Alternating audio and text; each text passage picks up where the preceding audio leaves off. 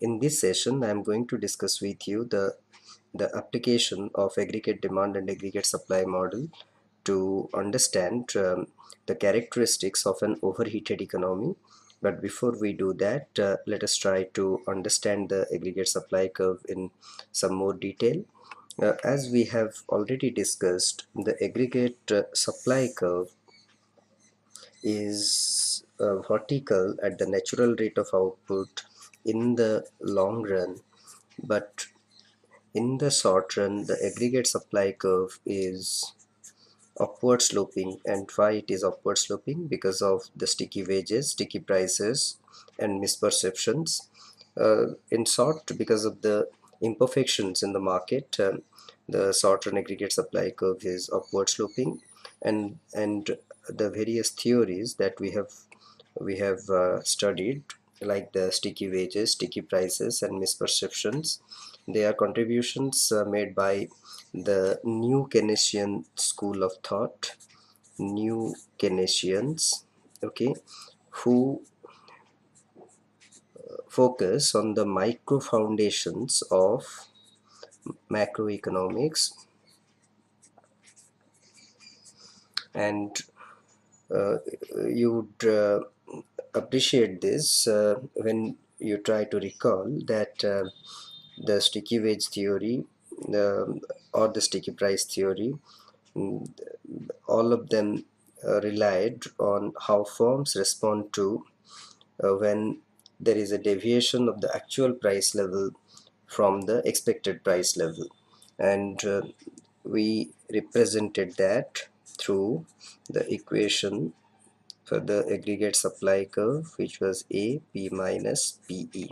So underlying the upward sloping aggregate supply curve is the deviation between P minus PE, and that prompts firms to respond in a particular manner as far as their production is concerned.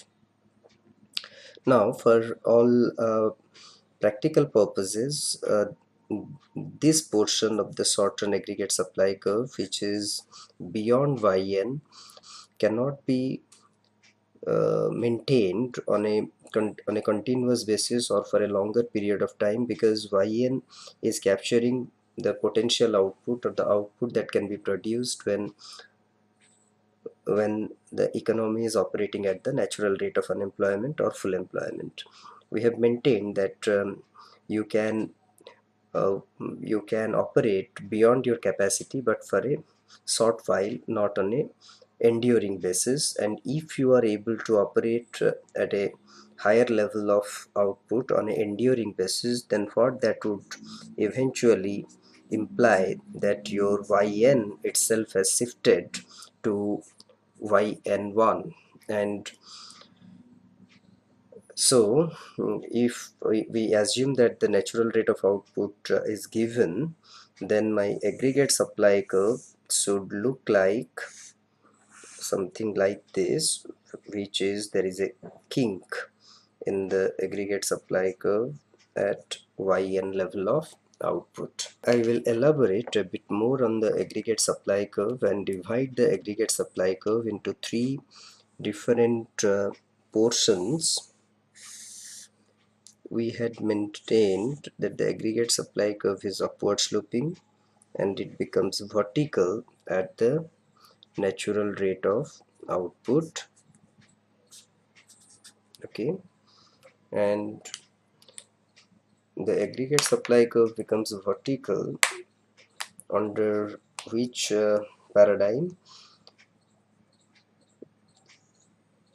as per the aggregate supply curve becomes vertical when the economy operates at the natural rate of output. And the economy generally operates at the natural rate of output was whose conception? It was the classicist's conception. So this is the vertical portion of the aggregate supply curve is called the classical range. And this portion, which is upward sloping, we have already discussed, is it is because of the new Keynesian school of thought. And this portion is also called the intermediate range. and you can appreciate why it is called the intermediate range in just a minute. Now we have another portion which we will say is parallel to the x-axis, and this portion we will label it as the Keynesian range, as the Keynesian range. Now, why it is called the Keynesian range, you'd appreciate if we consider this fact that though the aggregate supply curve looks like partly horizontal, partly upwardly rising, and partly vertical, ultimately the economy will operate at that level of output which will be guided by the aggregate demand. So if the aggregate demand curve is at position 1, then the economy will operate at y1 level of output. If aggregate demand curve increases to 82, then also we are finding prices are remaining same but output increases to y2. Now under what condition output will increase without putting pressure on prices? You need to recall that firms can increase output without putting pressure on the prices of factors of production when factors of productions are relatively underutilized, and factors of production are relatively underutilized when the economy is growing at a relatively lesser pace or the economy is in a recession. And in the in the horizontal portion of the aggregate supply curve, we are seeing that we may increase the aggregate demand curve, but price does not change, whereas output increases. In other words, we are able to get higher growth without putting pressure on prices.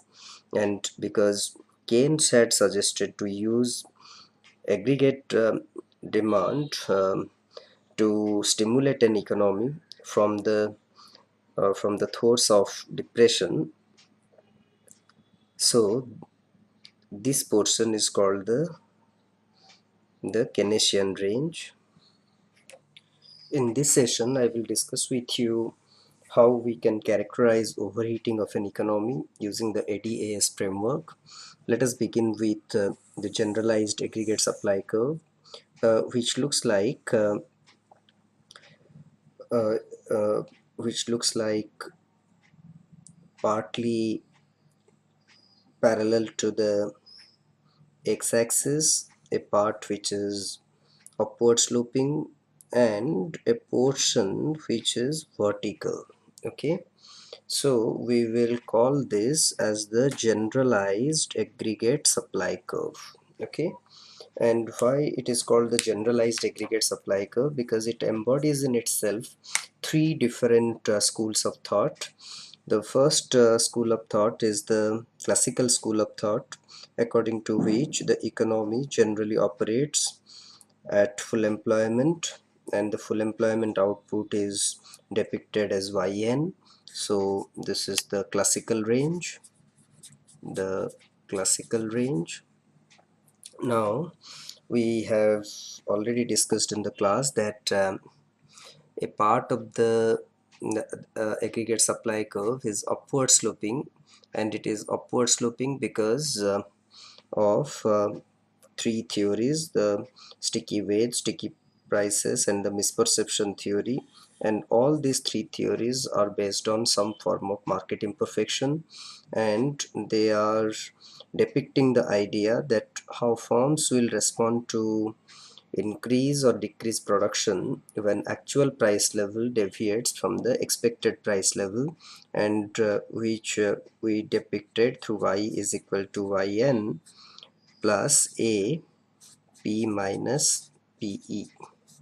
And this micro foundations of macroeconomics is the contribution of new Keynesians.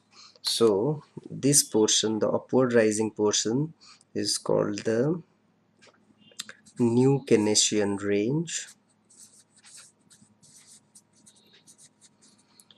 which tells how firms respond to to increase production or decrease production when actual price level deviates from the expected price level. And this we can also say, because because there is a horizontal portion, there is a vertical portion. This portion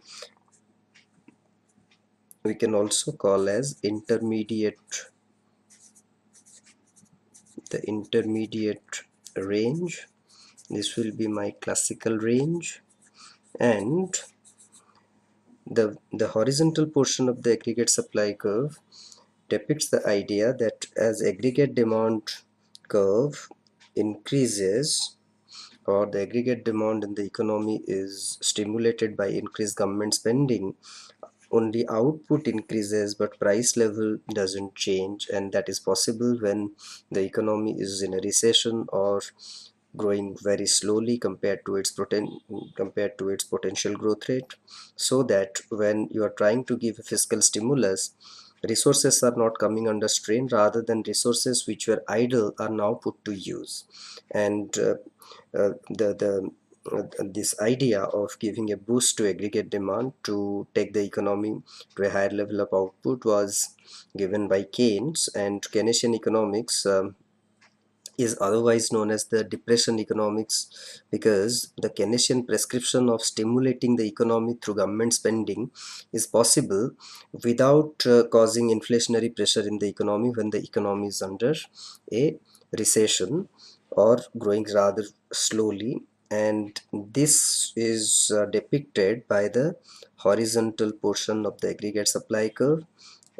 And if you note, the output level is much below the natural rate of output.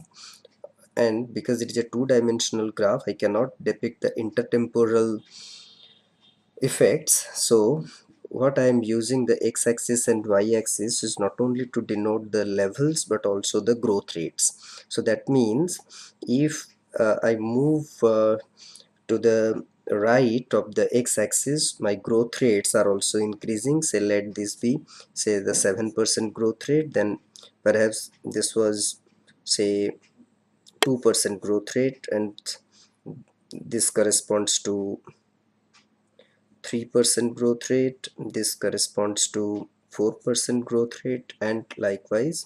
And this was y1 in level terms, y2, y3, and let our price levels be P1, P2, P3, P4, P5. Say at P1 the price level was, whatever is the price level we are using, as we move in the upward direction of the y-axis, our growth in prices are also increasing, in other words inflation.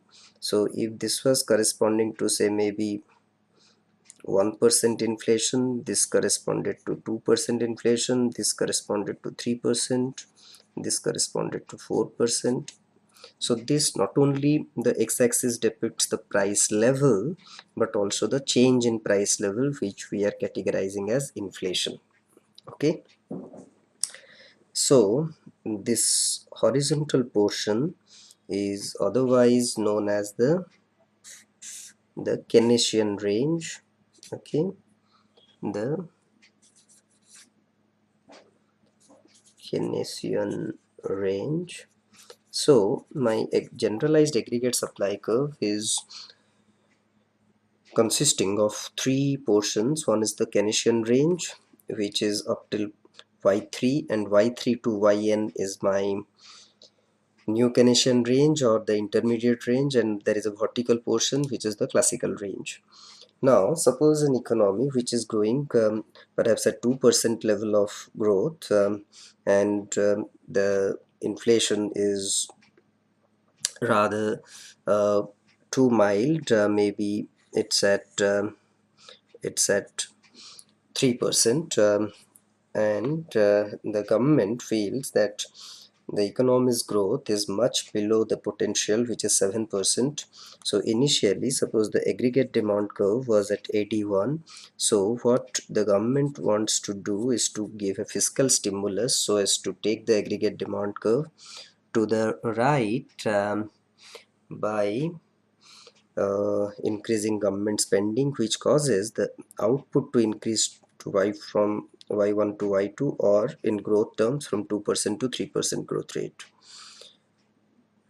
And encouraged by this higher growth and now market, that price level has not increased, inflation is at 3%.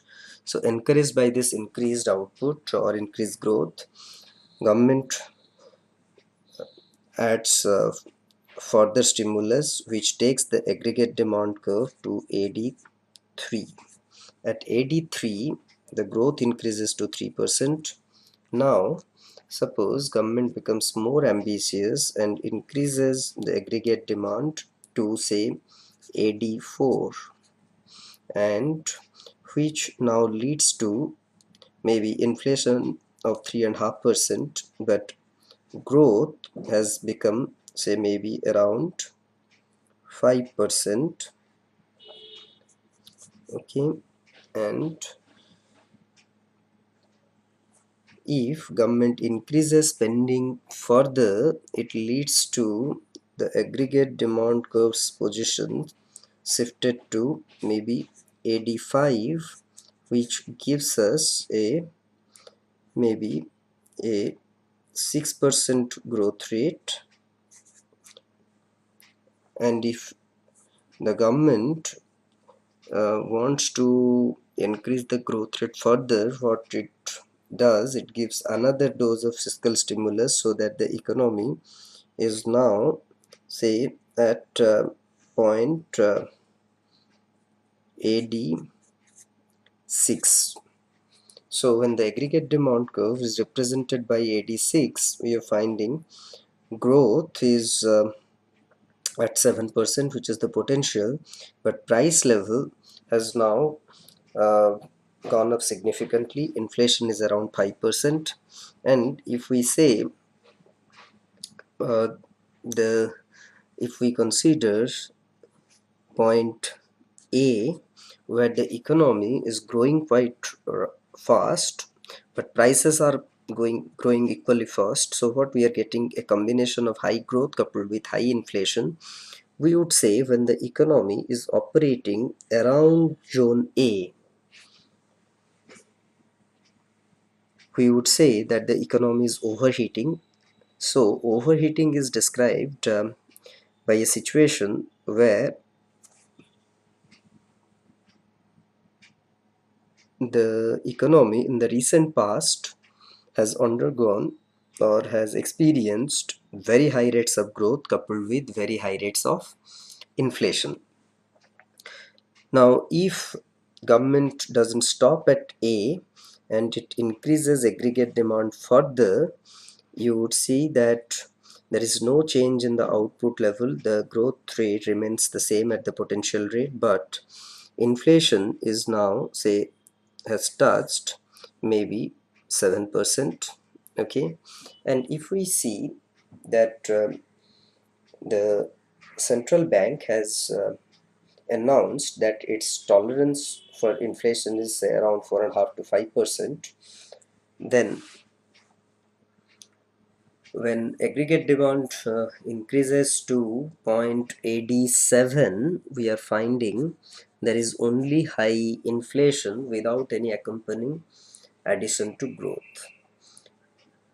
Now, what the central bank would do, or how it would respond when the government is giving more and more stimulus and the economy has already reached its peak growth rate or the trend growth rate.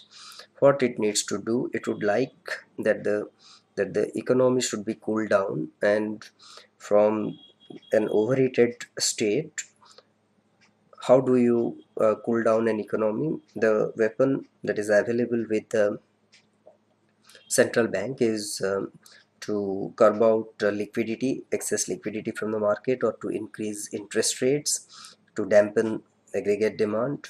So ideally, if you find the economy to be in a position like say point L, where the aggregate demand curve is at 87, and it cuts the generalized aggregate supply curve at point L, which is certainly not a very sustainable rate of growth, because inflation has already crossed the threshold. So central bank would like the economy to come back to point A or somewhere near around point B, where you have not sacrificed a lot of growth, but inflation is say now around 4%, which is at the comfort level of the central bank. Now the point is, though ideally the central bank would like the economy to move from point L to point A or at best to point B, it it may overdo its it may increase interest rates by such an extent that the economy need not settle down at A or B, but might come down and settle at say point C or say point D. And when that happens, we are finding that the economy has sacrificed a lot of growth, say 2% of growth if it is at point C, and if it sacrifices 3% of growth from the potential if the central bank's action takes the economy to point D. Now, just like no pilot would like the aircraft to do a crash landing or do a hard landing, so also the central bank would not like that the economy moves from point L to point D or point C. But because of inherent challenges involved in the implementation of monetary policy, you may find yourself moving from position L or say slightly above A to point C or point D. If the central bank has been able to take the economy smoothly from point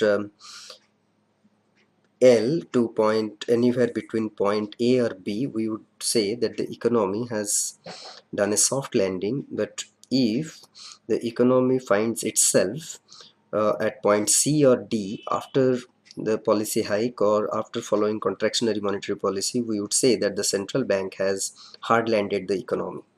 So, in this context, often a statement is made that central banking or economic policy making is as much an art as in science. What do we make sense of this statement? Now, the science part is that if the RBI increases interest rate, it certainly is going to dampen demand. So, if when the central bank increases interest rates, the aggregate demand curve would move leftwards from 87 to 86 to 85 to 84, and likewise. But how much and where the aggregate demand curve would settle after the contractionary monetary policy is a matter of judgment, because there are lags involved in the operation of monetary policy, because central bank can increase interest rates today or as and when it likes, but for the increase in interest rate to have the dampening impact on aggregate demand, it may take anywhere between 6 months to 18 months, because the outside lag associated with monetary policy is quite long, or there are big lags involved with the effectiveness of monetary policy. So, keeping the entire discussion, if I have to summarize what we are saying, the central bank knows that by increasing policy rates, the directional impact of its policy it can be assured of, but to what extent or the quantum of the shift of the aggregate demand curve is something on which the central bank doesn't have a lot of control.